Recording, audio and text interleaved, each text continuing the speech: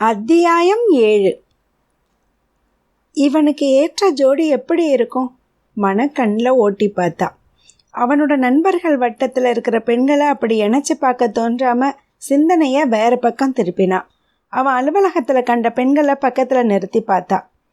அந்த ரிசப்ஷனிஸ்ட், அவளோட அதீத வெண்மை நிறம் ஏதோ வேற தேசத்து பெண் தோற்றத்தை கொடுக்க, நிறத்தில் ஏன் கொஞ்சம் கருப்பு நிறத்தில் ஆஜானுபாகவா நின்ன இவனுக்கு கொஞ்சமும் பொருந்தலை. அந்த காரியதரிசி நெடுன்னு ஒல்லி டயட் உடல், இவன் தொட்டாலே உடஞ்சி விழுந்துருவா போல. வேற? அவளோட எண்ண ஓட்டத்தை தடை செஞ்சது அவனோட குரல். நாளைக்கு வர்றதா சொல்லிட்டு இன்னைக்கு ஏன் வரலன்னு கேட்டா என்ன சொல்வ? ஆமாம், என்ன சொல்கிறது அப்படின்னு யோசிச்சா. என் தோழி சுவாதியோட பர்த்டே பார்ட்டி இன்னைக்கு ராத்திரி 12 மணிக்கு ஹோட்டலில் கேக் வெட்டி கொண்டாடுறோம். அவள் வீடு இங்கே அடுத்த தெருவில் தான் இருக்குது.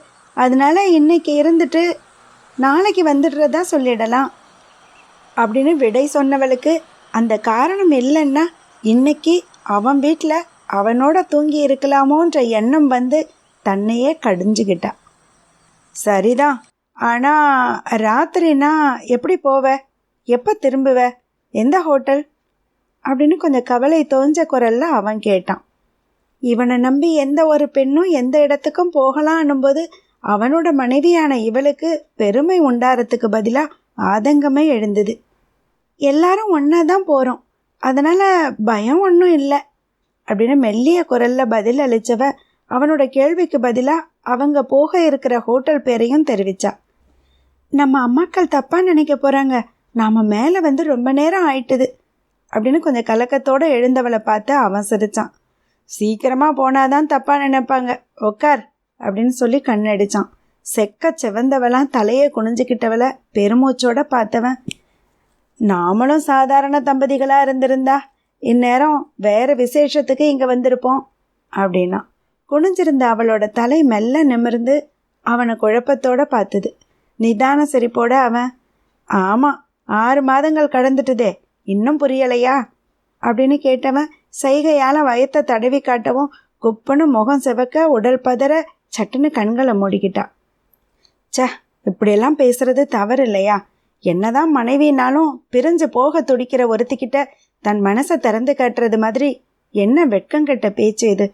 மனசை அவனை சாட, சாரி சுமி அப்படின்னு இப்படி பட்டுன்னு எழுந்தவன் திரும்பி கதவை நோக்கி நடந்து தன்னை அடக்கிக்க முயற்சி செஞ்சான். அன்னையா அவனோட 2வது செல்ல அழைப்பு அவளை கிறங்க அடிச்சுது. அவளோட மூடிய இமைகளுக்குள்ள குட்டி விஸ்வாவும் குட்டி சுஷ்மிதாவும் மாறி மாறி வர அவனும் அவளும் 2 குழந்தைகளோட குடும்பமாக நின்ன காட்சியில் அவனுக்கு ஏற்ற ஜோடியா அவன் பக்கத்தில் சிரிப்போட ரொம்ப பாந்தமாக தான் நிற்கிறத கண்டவளுக்கு அவனோட பெஸ்ட் ஜோடி அவள்தான்றது அப்பட்டமாக புரிஞ்சுது. கண்களை திறந்து பார்த்தவ அவன் அறையை விட்டு வெளியேறிக்கிட்டு இருக்கிறது பார்வையில் பட அவனை இழக்க போகிற துன்பத்தில் மனசு வலிச்சது. தன் காலம் பூரா அவனை மனசில் நிறுத்தி வாழ போகிறவ அவனோட அருகாமையை முடிஞ்ச வரைக்கும் நீட்டிக்க விரும்பி அவசரமாக எழுந்து கீழ் நோக்கி ஓடினான். 2 பேரும் சொன்னதை 2 தாய்மார்களுமே அவ்வளவு சீக்கிரத்தில் ஏற்றுக்கலை. ஆனாலும் மகனோட குற்றம் முக்கியன்ற மாதிரி அவன் எடுத்து சொன்னதும் ஒத்துக்கிட்டாங்க.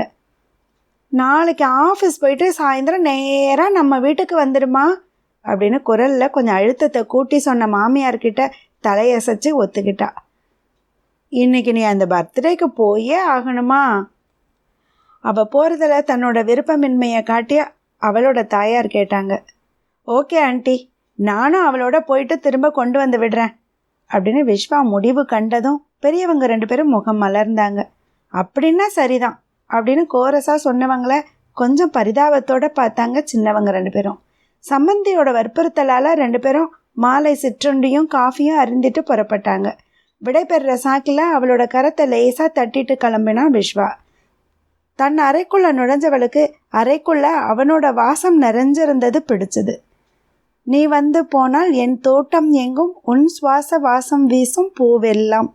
இதழ்களில் சின்ன புன்னகையோட பாடல் வரிகளை முணுமுணுத்தபடி அவன் கம்பீரமாக அமர்ந்திருந்த அந்த நாற்காலியில் அமர்ந்து ரசித்தா. பர்த்டே பார்ட்டி 11 மணிக்கு சுஷ்மிதாவை அவளோட வீட்டில் இருந்து அழைச்சிக்கிட்டு அந்த குறிப்பிட்ட ஹோட்டலை நோக்கி போகும்போது அவன் சொன்னதை கேட்டவ அதிர்ச்சி அடைஞ்சா. ஏன் நீங்களும் உள்ளே வாங்களேன். இல்லை சுஷ்மிதா, நீங்கள் நண்பர்களாக பிறந்த நாளை கொண்டாடுங்க. நான் அந்த நேரத்தில் பக்கத்தில் இருக்கிற ஸ்போர்ட்ஸ் கிளப்பில் என் நண்பனை சந்திக்கிறதா சொல்லியிருக்கேன். அதனால் என்னை பற்றி கவலைப்பட வேண்டாம். யூ கேன் என்ஜாய் அப்படின்னவனை கண் கூட்டாமல் பார்த்தா. இவ்வளவையும் ஒருவேளை தன்னை ஒரு அசல் மனைவியாக இருக்கிற பட்சத்தில் செய்கிறது வேணும்னா முறையாக இருக்கலாம். ஆனால் நாளைக்கு பிரிய போகிற எனக்காக கூட காத்திருப்பேனா? பெருமூச்சோடு நிறுத்திக்கிட்டா. சரியாக 12 மணிக்கு ஸ்வாதி நண்பர்களோட வாழ்த்தொலிகளுக்கு இடையில் கேக் வெட்டினான். தொடர்ந்து கொறிக்கிறதும் குடிக்கிறதுமா எல்லாரும் தொடர விஸ்வாவை ரொம்ப நேரம் காக்க வைக்க மனதில்லாத சுஷ்மிதா மெல்ல தோழிக்கிட்ட சொல்லிக்கிட்டு புறப்படலாம்னு தன் இருக்கையிலேருந்து எழுந்தப்போ எதிரில் அமர்ந்திருந்த ஜெய் அவசரமாக எழுந்து இவ பக்கத்தில் வந்து அவளை நெருங்கி அவளுக்கு எழ உதவி செய்கிற மாதிரி தோளில் கரம் கொடுத்து எழுப்ப முயற்சி செஞ்சான். அவனோட தொடு உணர்ச்சியை சகிச்சிக்க முடியாமல் இவனாவே சடக்குன்னு எழுந்தா. உன்கிட்ட ஒன்று சொல்லணும், இப்படி வாயேன் அப்படின்னு கொஞ்சம் ஒதுக்கப்புறமா அழைச்சான். இவனும் அவன்கிட்ட பேசிடத்தான் நினச்சிருந்தா. அங்கங்கே உட்காந்தும் நின்றுக்கிட்டும் கொறிச்சிக்கிட்ட இருந்தவங்களை கடந்து கொஞ்சம் ஓரமாக போனவன் அந்த மங்கிய வெளிச்சத்தில் சட்டுன்னு அவளை எட்டி பிடிச்சான்.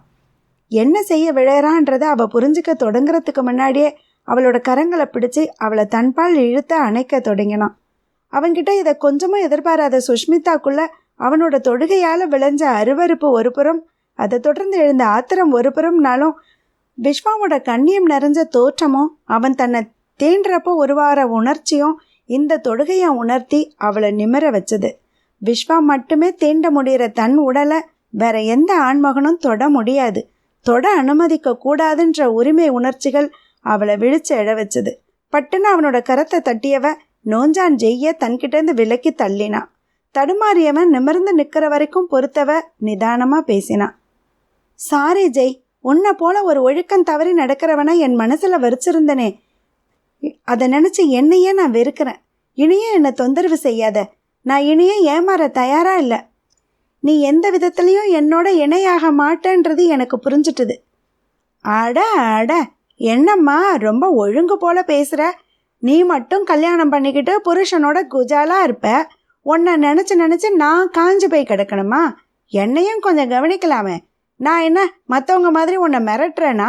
பணம் கேட்டு தொல்லை கொடுக்குறேனா அப்படின்னு கிண்டலாக பேசியவனை அருவருப்போடு பார்த்தவ, நீ நடந்துக்கிட்ட விதத்தையும் பேசுகிற பேச்சையும் வச்சு பார்த்தா காதல்ன்றதோட அர்த்தமே உன் அகராதியில் வேற போல அப்படின்னா. ஆமாம், இந்த அம்மா மட்டும் காதலிக்க ஒருத்தன், கல்யாணத்துக்கு ஒருத்தன், கல்யாணம் செஞ்சவனை அறுத்துட்டு திரும்ப இணைஞ்சு வாழ ஒருத்தன்னு விதவிதமாக அர்த்தம் எழுதி கொடுத்துருப்பாங்க. நான் மட்டும் காலம் முழுக்க காத்துக்கிட்டு இருக்கணுமா அப்படின்னு நக்கலாக பேசினான். சீ, அருவருப்போடு அவனை பார்த்தா. நான் எப்படி இருந்தாலும் இனி என்னை பற்றி நீ கவலைப்பட வேண்டாம், உன் வழியில் நீ போ அப்படின்னபடி திரும்பி போக முயன்றவளை கட்டி பிடிச்சவன், ஹலோ, இப்படியே நட்டாத்தில் விட்டுட்டு போனா எப்படி? இத்தனை நாட்களும் உன்னை நம்பி இருந்தனே, எனக்கு ஒரு வழி சொல்லிட்டு போ அப்படின்னா. அவனை உதறி தள்ளினவ, வா, என் கூட வந்த விஸ்வா வெளியில் காத்துக்கிட்டு இருக்கார், அவர்கிட்ட உனக்கு ஒரு நல்ல வழி காட்ட சொல்கிறேன், என்னோட வா அப்படின்னா. அவனோட ஆஜானுபாகுவான உடல் அமைப்பு மனசில் தோன்றி பயத்தை கொடுக்க சட்டுன்னு அவளை விட்டு விலகினவன், சரி சரி, இப்போ கொஞ்சம் உள்ளே போய் இருக்கிறதால சரிவர பேச முடியல, அப்புறமா உன்னை வந்து சந்திக்கிறேன் அப்படின்னபடி சரசரன்னு அவளை தாண்டி முன்னேறி பார்ட்டி ஹாலுக்குள்ளே நுழைஞ்சான். அருவருப்போடு அவனை உறுத்து பார்த்தவ அதுக்கு மேலே அங்கே நேரத்தை செலவிடாமல் தோழிக்கிட்ட சொல்லிட்டு தன் கைப்பையை எடுத்துக்கிட்டு வெளியேறினான். இவளோட கால் வந்ததும் உடனடியாக வந்து சேர்ந்தான் விஸ்வா. காரில் ஏறி அமர்ந்தவளோட முகத்தில் எள்ளும் கொள்ளும் வெடிக்கிறத கண்டவன் பதறி போய் என்னன்னு விசாரிக்க, அங்கே நடந்ததை அவன்கிட்ட சொல்கிறதுனால தன் மேலே அவனுக்கு இருக்கிற எண்ணம் மாறுபடலான்னு நினச்சவ தன்னை தன்னோட குமுற நெஞ்சத்தை அடக்கிக்கிட்டா. கண்களை அழுந்த மூடினான். அவளை இந்த நிலையில் கண்டவன் தன் நிலை மறந்து அவளை மார்போடு அணைச்சி தேற்ற எண்ணம் வெறியா தோன்றினாலும் தன் கையாலாக தனத்தை நினச்சி மெல்ல அவளோட தோளில் ஒரு கரத்தை பதிச்சு ஆதூரமாக நீவி விட்டான். பலவித குழப்பங்களுக்கும் ஆத்திரங்களுக்கும் வழிகாலாக இருந்த அவனோட அனுசரணை அவளுக்கு இப்போ தேவையாக இருந்ததால் கண்களை திறக்காம அந்த நிலையிலேயே அமர்ந்து அனுபவிச்சா. இவளோட பிரச்சனைகளை அவன்கிட்ட வாய்விட்டு சொல்லி அதுக்கு அவன் தர்ற பதிலால் கூட இவ்வளவு ஆறுதலை அடைஞ்சிருக்க முடியாது. கொஞ்ச நேரத்தில் தானாக தன் மனசு அமைதி அடைஞ்சதை உணர்ந்து மெல்ல கண்களை திறந்து அவனோட பார்வையை சந்திக்காம தலை குனிஞ்ச வண்ணம் தேங்க்ஸ் அப்படின்னு மெல்ல முணுமுணுத்தா. ஆர் யூ ஆல்ரைட் நவ் அன்பு கலந்த சந்தேகத்தோடு கேட்டவங்கிட்ட எஸ் ஐ எம் ஆல்ரைட், நாம் போகலாம் அப்படின்னு பதில் சொன்னான். அவளோட இந்த நிலையோட காரணத்தை அவனும் கேட்கல, அவளும் சொல்லலை. அவள் வீட்டு வாசலில் அவளை கொண்டு விட்டப்போ மணி விடியற்கால 2 ஆகியிருந்தது. அவனுக்கு அவள் குட் நைட் சொன்னப்போ புன்முறுவல் பூத்த முகத்தோட குட் மார்னிங் சொன்னான். அவன் வெட்கத்தோடு அவனுக்கு பதில் சொன்னவ, சாரி, என்னால் உங்களுக்கு தூக்கம் கெட்டுட்டுது, இன்னும் 6 மணி நேரத்தில் ஆஃபீஸ் வேற போகணும், மறுபடியும் சாரி அப்படின்னா கொஞ்சம் சங்கடத்தோட. இட்ஸ் ஓகே, ஒரு நாள் தூக்கம் கெடுறதுனால ஒன்றும் ஆயிடாது. பொறுமையாக பதில் சொன்னவனை நன்றியோடு பார்த்து ஓகே தேங்க்யூ பை பை அப்படின்னு முகமலர்ச்சியோட விடை கொடுத்தா. இந்த மலர் முகத்தோட சிரிப்புக்காக எத்தனை இரவுகள் வேணும்னாலும் கண் விழிக்கலாமே அப்படின்னு மனசுக்குள்ளே நினச்சவன் முறுவல் மாறாமல் காரை கிளப்பினான். அன்னைக்கு ஏதேதோ எண்ணங்களோட மீதி இரவை போராடி கழிச்சா. கதிரவன் எழும்போதே தானும் விழிச்சிட்டா. மலமலன்னு குளிச்சுட்டு உடை மாற்றினவ தன்னோட பொருட்களை பெட்டிக்குள்ளே அழகோடு அடுக்கினான். கடகடன்னு கீழே இறங்கியவ ஹாலில் அமர்ந்து காலை காஃபியை அருந்திக்கிட்டு இருந்த தாய் தகப்பன்கிட்ட நெருங்கி அமர்ந்தா. குட் மார்னிங்மா. குட் மார்னிங்ப்பா. குட் மார்னிங் அப்படின்னு 2 பேர்கிட்டேருந்து பதில் வந்தது. சுஷ்மிதாவுக்கு பூஸ்ட் எடுத்துகிட்டு வர பணியாளை ஏவினாங்க அம்மா. நான் இன்னைக்கு விஸ்வா வீட்டுக்கு போகிறேன்ப்பா, அதனால் இன்றைக்கி ஆஃபீஸ் வரலப்பா அப்படின்னா. 2 பேருக்கும் சட்டுன்னு முகம் மலர்ந்தது. இதைத்தானே கடந்த 1 வாரமாக எதிர்பார்த்துக்கிட்டு இருக்காங்க. சரிடாம்மா, ஆஃபீஸில் பெரிய வேலை ஒன்றும் இல்லை, நான் எல்லாத்தையும் பார்த்துக்கிறேன். நீ உன் காரை எடுத்துகிட்டு போகிற இல்லையா? சர்வீஸ் போயிட்டு வந்ததுலேருந்து அப்பப்போ நின்றுடுறதா டிரைவர் சொன்னான், எதுக்கும் டிரைவரை அழைச்சிட்டு போறியா அப்படின்னு கேட்டார் அப்பா. இல்லைப்பா, நானே ஓட்டிகிட்டு போகிறேன் அப்படின்னா. விஸ்வாவுக்கு கால் பண்ணலாமான்னு யோசித்து எப்படியும் அவனோட பேசி ஆகணும், நேர்லேயே போய் பேசிக்கலான்னு முடிவு செஞ்சா. காலையில் ஆஃபீஸ் கிளம்பிக்கிட்டு இருக்கும்போது பேச முடியாது, அதனால் மதியத்துக்கு மேலே புறப்பட்டு போனால் மாலை அவன் ஆஃபீஸ்லேருந்து திரும்பியதும் பேசலாமே. தான் எடுத்திருக்கிற முடிவுக்கு அவன் என்ன சொல்வானோன்னு நெஞ்சை அறுத்துக்கிட்டு இருக்க, அதுக்கு பதில் போல் அவன்கிட்டேருந்து கால் வந்தது. குரலில் துள்ளலோடு எடுத்து பேசினான். ஹலோ. ஹலோ, நான் தான் பேசுகிறேன், சொல்லுங்க. இன்றைக்கி ஆஃபீஸ் போறியா? இல்லை. அப்படின்னா என் ஆஃபீஸ்க்கு வர முடியுமா? உன்கிட்ட முக்கியமான ஒரு காரியத்தை பற்றி பேசணும் அப்படின்னா. ஆஹா, அவனுக்கும் மனசு மாறிட்டுதோன்னு மனசு குதூகலிச்சுது. என்ன விஷயம் அப்படின்னு மெதுவாக கேட்டா. நேரில் தான் சொல்ல முடியும். சரி வரேன் அப்படின்னு சொல்லி அழைப்பை துண்டிச்சா. முன்காலை பொழுதில் பளிச்சுன்னு வெறிச்சிக்கிட்டு இருந்த வெயில் நேரம் போக போக மங்கி இருட்ட தொடங்கி இருந்தது. திடீர்னு திரண்ட கரும் மேகங்களால் மதியமே இரவு நெருங்குற வேலை மாதிரி தோற்றம் அளிச்சது. மதிய உணவை உண்டதுக்கப்புறம் புறப்படுறதா சொல்லியிருந்த மகள் 12 மணி வாக்கிலேயே புறப்பட துவங்கவும் எதுவும் பேசாமல் போய் சேர்ந்ததும் கால் பண்ண சொல்லி விடை கொடுத்தாங்க அவளோட அம்மா. தன்னோட கைப்பையையும் பெட்டியையும் காரோட பின் சீட்லேயே வச்சுட்டு காரை கிளப்பி தாய்கிட்ட கையசைச்சு விடை பெற்று காம்பவுண்ட் கேட்டை தாண்டி ஓட்டினான். காரில் இருந்த மியூசிக் சிஸ்டத்தில் பாடல் ஒலிச்சுது. தூங்காத காற்றே துணை தேடி ஓடி என் சார்பில் எந்தன் காதல் சொல்வாயா, நில்லாத காற்று சொல்லாது தோழி நீயாக உந்தன் காதல் சொல்வாயா. இதழ்களில் துவங்கிய மென் முறுவலோட கரங்கள் ஸ்டியரிங் வீலில் தாளம் போட உள்ளம் வெண்பஞ்சு மேகம் போல மெல்ல காற்றில் பறக்க எங்கேயோ சொர்க்கத்தில் வாசம் செய்கிறதா நினச்சவளோட இவ்வளவு மகிழ்ச்சிக்கும் காரணம் தன் காதலை முழுமையாக உணர்ந்துட்ட கன்னியானவ எந்த காற்றையும் தூதுவிட மனசில்லாமல் தானே கிளம்பியிருந்தாளே. ஆமாம், தன் காதல் கொண்ட மனதை அவன்கிட்ட பறைசாற்ற போறா. இன்னைக்கு அவன்கிட்ட தன் உள்ளத்தை வெளியிட நினச்சிட்டவ அதுக்காக அவனை தேடி புறப்பட்டுட்டா. நடுப்பகல்னு நம்ப முடியாத அளவுக்கு மாலை நேரம் போல காட்சி அளித்த அந்த சூழ்நிலை அவளுக்கு ஒருவித மயக்கத்தை கொடுத்துருந்தது. இன்னும் கொஞ்ச நேரத்தில் வந்துடுவேன்னு மிரட்டிக்கிட்டு இருந்த வருணன் தன்னை தயார்படுத்திக்கிட்டு இருக்கிறான்றதுக்கு அடையாளமாக தூரத்தில் இடி முழக்கங்களும் வானத்தில் ஒரு மூலையில் பளிச்சிட்ட மின்னல்களும் கட்டியம் கூறினது.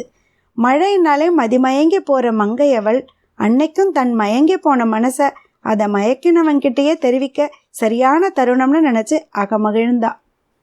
அவனோட புது வியாபார தொடர்புக்காகன்னு அமைக்கப்பட்டிருந்த புது அலுவலகம் சென்னை சோழிங்கநல்லூரில் இருந்ததால் அடையார்லேருந்து அங்கே போகிற தூரத்தை கணக்கிட்டு கொஞ்சம் மருண்டபடியே காரை செலுத்திக்கிட்டு இருந்தா.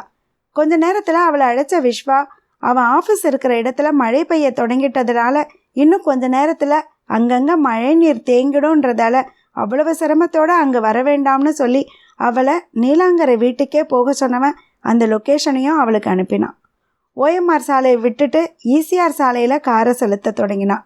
இடம் நெருங்க நெருங்க மேக கூட்டங்களும் இவளோட பயணித்து அந்த பங்களா முன்னாடி காரை நிறுத்தி இறங்கினப்போ ஊசி தூரலாக பெய்ய தொடங்கிட்டு இருந்தது.